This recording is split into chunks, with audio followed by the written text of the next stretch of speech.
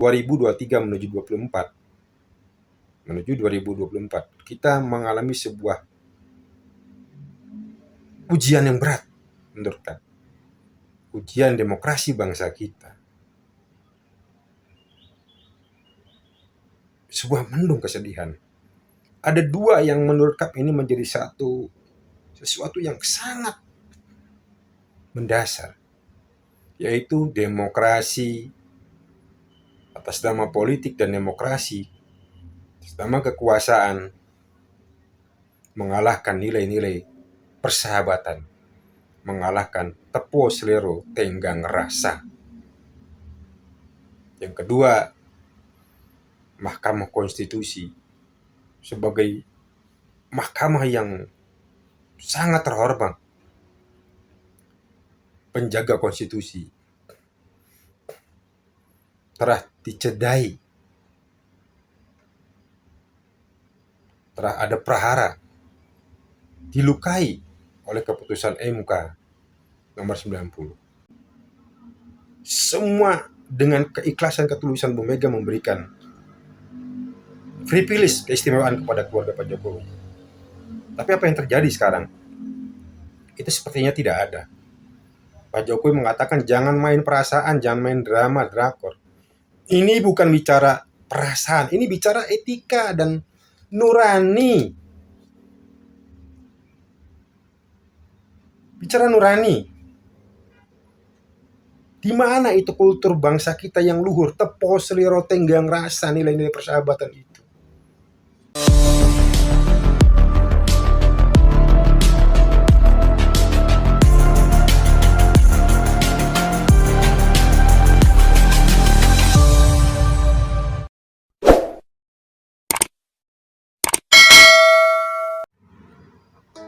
Assalamualaikum warahmatullahi wabarakatuh.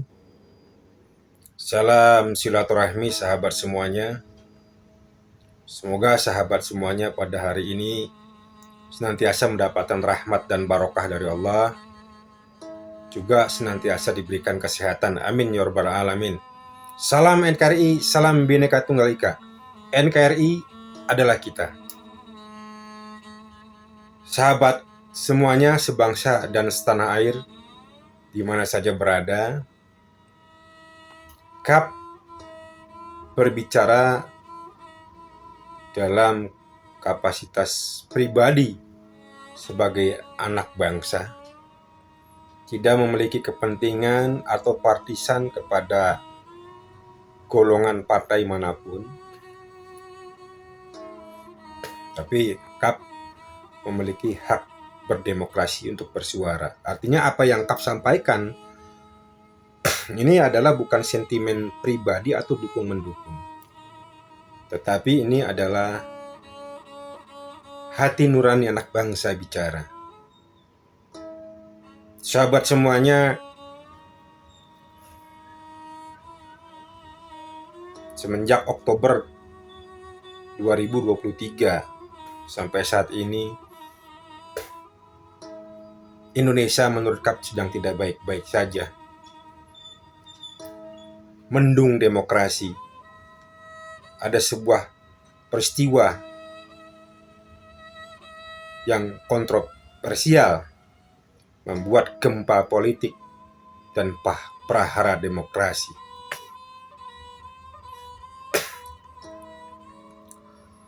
Singkat cerita bahwa melalui keputusan Mahkamah Konstitusi MK yang kontroversi, keputusan MK nomor 90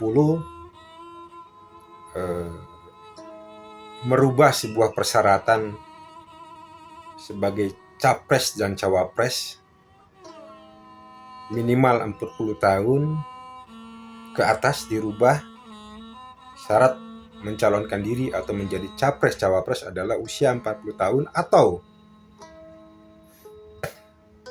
pernah menjabat kepala daerah dan atau sedang menjabat kepala daerah. Artinya di sini memberikan ruang kepada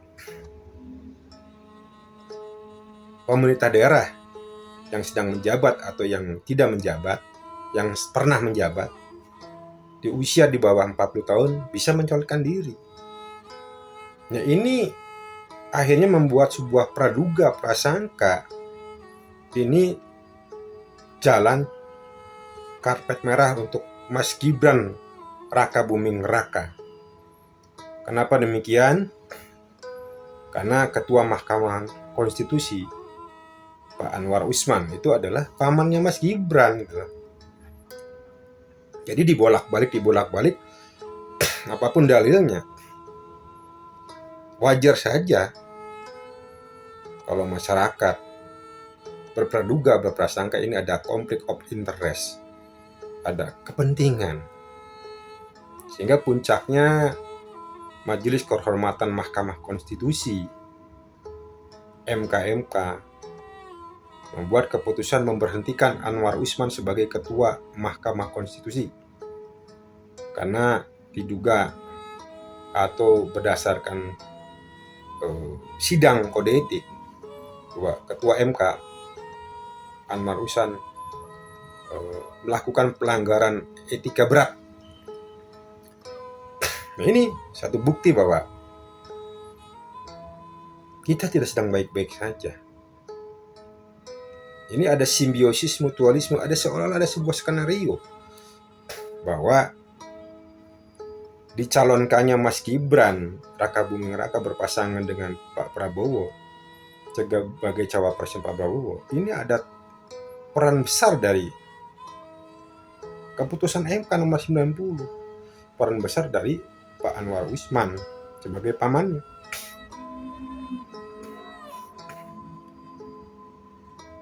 Demokrasi dan politik bangsa kita 2023 menuju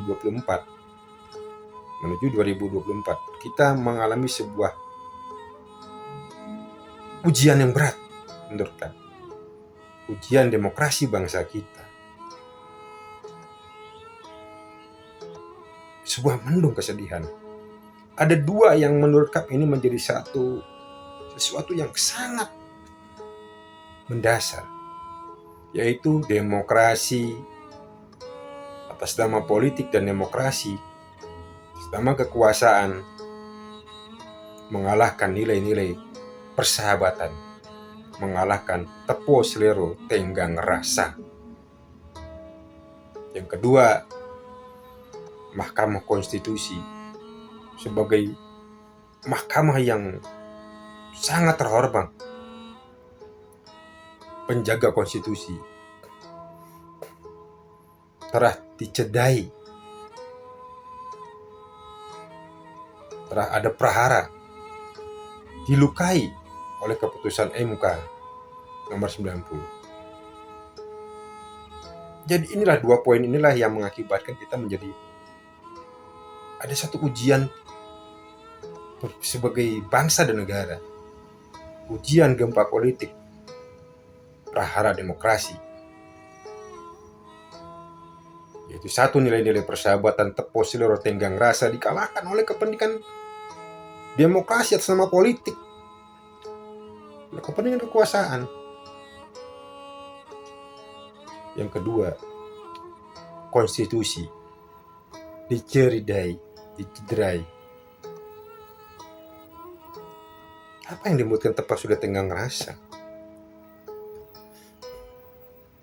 nilai-nilai persahabatan sudah dikalahkan oleh kepentingan demokrasi. Mohon maaf, Pak Jokowi menjadi wali kota Solo 2 periode dan menjadi gubernur DKI, selanjutnya menjadi presiden Republik Indonesia 2 periode. Itu diperjuangkan dengan tulus oleh Ibu Megawati Soekarno Putri, oleh Ibu Mega dan PDI Perjuangan bersama-sama memperjuangkan dari bawah, dari wali kota menjadi presiden. Selanjutnya anak kandungnya Mas Gibran juga diperjuangkan menjadi wali kota Solo oleh Bu Mega dan PDI Perjuangan. Selanjutnya Mas Bobi sebagai menantunya Pak Presiden Joko Widodo diperjuangkan kembali oleh PDI Perjuangan. menjadi wali kota Medan. Semua dengan keikhlasan, ketulusan Bu Mega memberikan privilege, keistimewaan kepada keluarga Pak Jokowi. Tapi apa yang terjadi sekarang? Itu sepertinya tidak ada. Pak Jokowi mengatakan jangan main perasaan, jangan main drama, drakor. Ini bukan bicara perasaan, ini bicara etika dan nurani. Bicara nurani. Di mana itu kultur bangsa kita yang luhur, tepo, seliro, tenggang rasa, nilai-nilai persahabatan itu? Di mana sekarang? Saya bukan mendukung Megawati dan sebagainya, bukan. Ini bicara sebagai anak bangsa.